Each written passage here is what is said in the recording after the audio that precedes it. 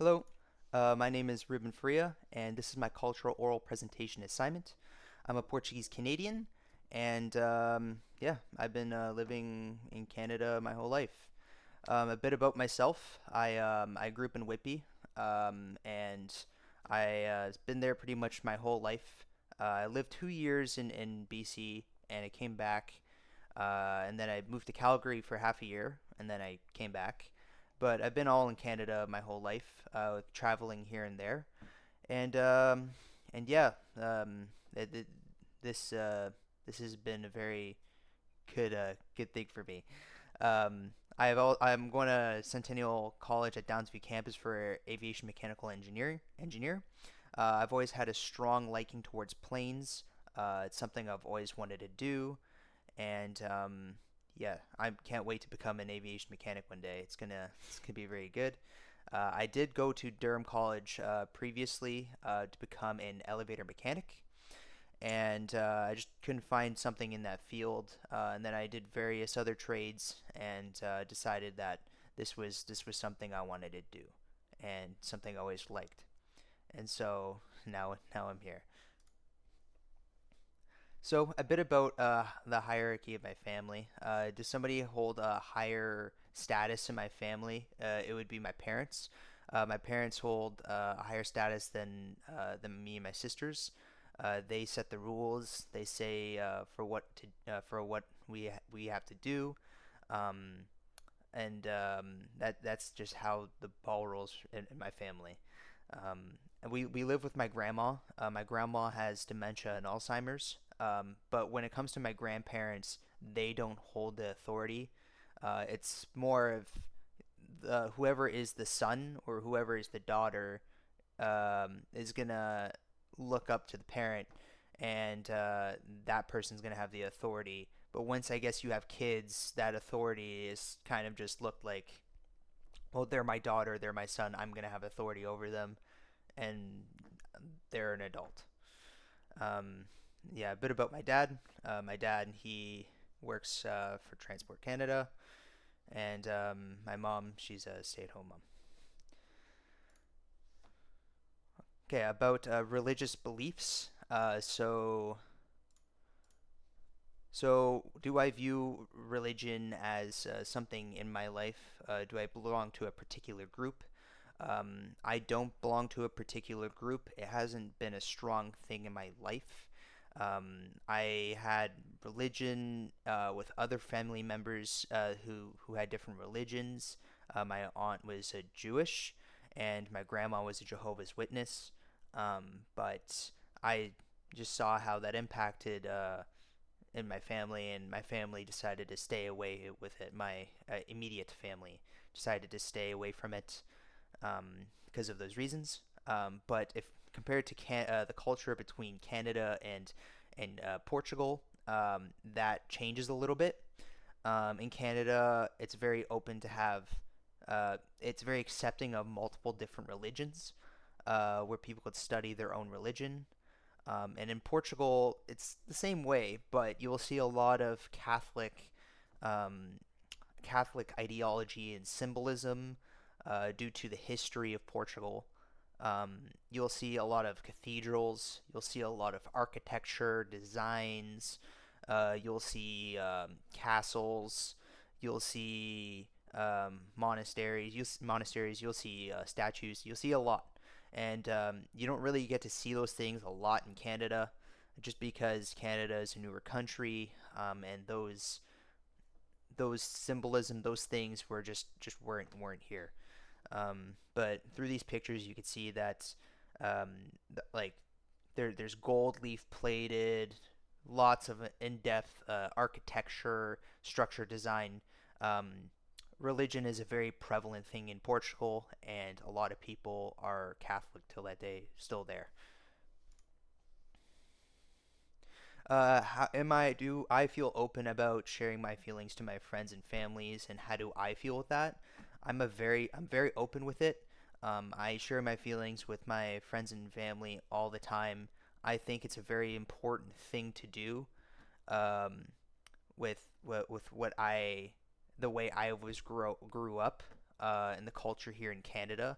I feel like the culture here in Canada, it's very accepting and open about how how you if you have a problem, share your problem and get the help that you need, or if you want to say or talk to someone about certain issues or certain feelings, it's not looked down upon. It's looked as a positive thing, and there's a lot of resources to do that.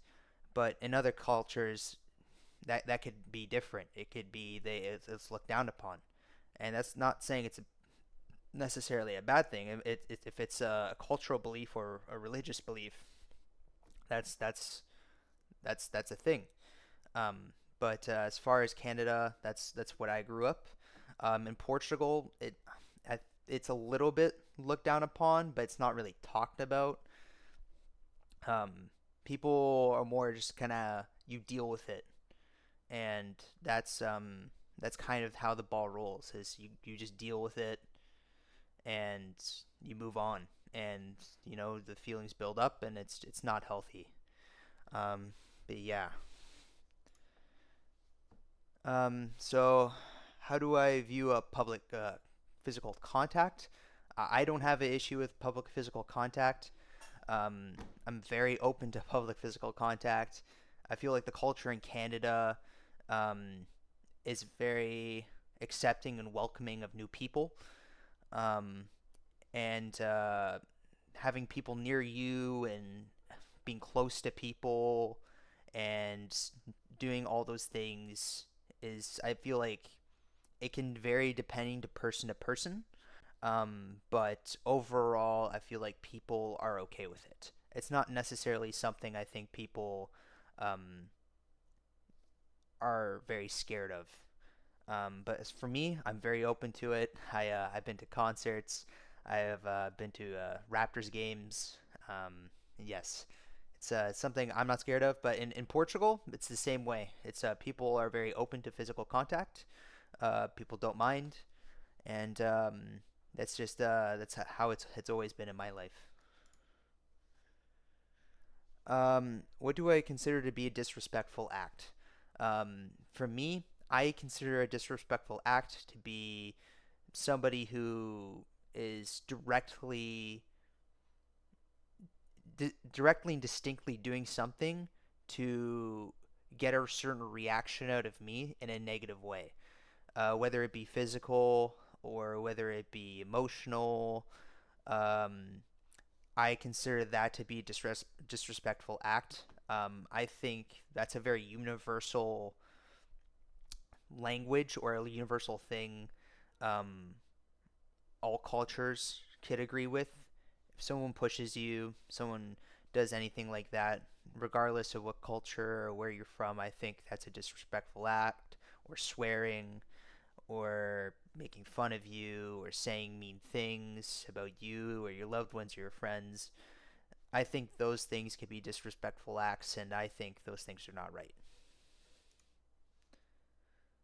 How do I view people in positions of power? Um, I view people with positions of power with high authority. I see it as like the person has higher knowledge than me uh, of what they're doing, and they're there to guide me, to either teach me, to direct me, or to create laws and guide me in that way. Some positions of power examples could be a teacher, it could be a boss at your job, it could be the prime minister. It could all vary, but I think having a respect for teachers uh, is a very key thing. Um, Depending on the teacher, it could vary. I noticed in Canada, the culture with asking for the teacher their name is in colleges it's very accepting. You call them by their first name. That's what it is. Colleges and universities, but in elementary, that is not the case. In other schools in Portugal, I can't say I didn't live in Portugal, but from what I've been told, a little bit is that it's pretty much the same way. In university, though, they usually tend to call their professors by their last name. There's a more sign of respect. How do I view sorry, after how do I see as adjusting to a new culture? Um, I think adjusting to a new culture for me is definitely uh very very different. Um, I've lived in Toronto, Calgary, but when I went to Lisbon for the first time, it was very very different. It was colorful, different buildings, different structures, more symbolism. People were more energetic. People were more around each other. There were a lot of tourists. Um, like it was just more bright and more playful, if that makes sense. And it's just it shocks you, and you just get shocked with all this information. But yeah, it's good. How do I feel about being discriminated? I think discrimination is horrible. Um, I think it's of cultural practices. I think it's horrible. I've been discriminated before just because I was Portuguese. Um, I think it's horrible. People who discriminate based on color, uh, religion, any reason. Um, and I think that's widely known and as a fact between Canada, very well known in Canada. It's that discrimination is not a good thing, and I know that in Portugal is definitely the same case. It's something you do not do. It is totally wrong, and you just disrespect is something that discrimination is something that should not occur, and it's a horrible thing. Have I ever experienced a culture shock? I have. When I was 8 years old, I went to Portugal by myself. I flew in a plane by myself, and that was a very terrifying experience. Um, but yeah, I once I arrived there, it was just everything, lights just shining. I was very confused. I remember getting on the road and I saw all these different weird colored buildings, tiled roofs, colorful yellow, blue, white, red houses, and it was a lot. Um, but then after a week or two, you start seeing more things. You see the stone streets, you see the tight buildings, you see the old structures, the people. It was a very it has to grow over time because it becomes too much information overload, and it does shock you. But in Canada, I hear from others that it can be the same way, um, and it can become a lot, but not as much as I think as people coming from a Western civilization, sorry, like North American uh, civilization or society to Asian or European. It's definitely different.